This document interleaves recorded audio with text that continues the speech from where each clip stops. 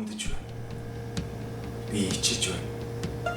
Яагаад гэж Монгол ирийн нэр нүрээ алдаад мөнхөд санаар дурсагдахааргүй болсон танаас Гамбушаа ялангуяа жинхэнэ Монголын боловсролтой мэдлэгтэй жудагтай сайн ирчүүд гэж өөрсдийгөө тунхаглаж сонгуульд оролцож байгаа аль нэг намын эренцрүүдээс ичж байна.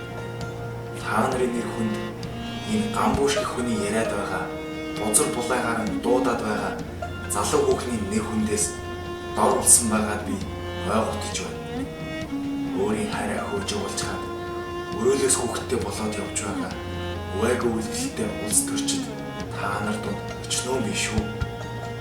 Анхны хэргийг анхаарал хайрлахгүй араар нь тавьж зугаацч адаг сүлд нь хөөгөө явуулдаг та нарт бид бүгдийн өмнөөс үг хэлж өмгөөлөх эрх үе бий юу?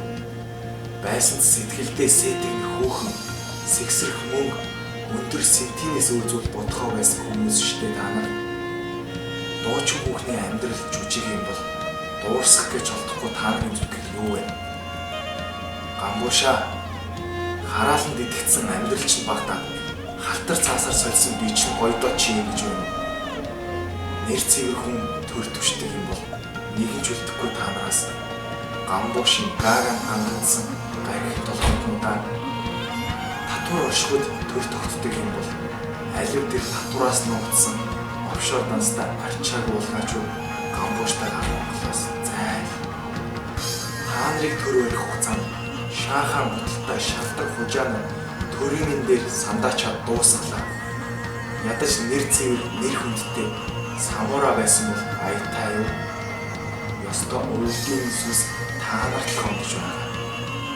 Эцэст нь хэлэхэд би Америкийн баанд Север Монголд үнийг зөөгч гэдэг юм.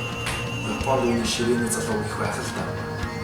Наара Гамбуштай ширээний хүүхэнд янхантай Монголын төрийг мөнгөтэй зөвлөж байгаа бол Гамбушийн дүртэй гааганд нь багтсан гархин толгоотууд гэдгээ бүрэн батллаа да.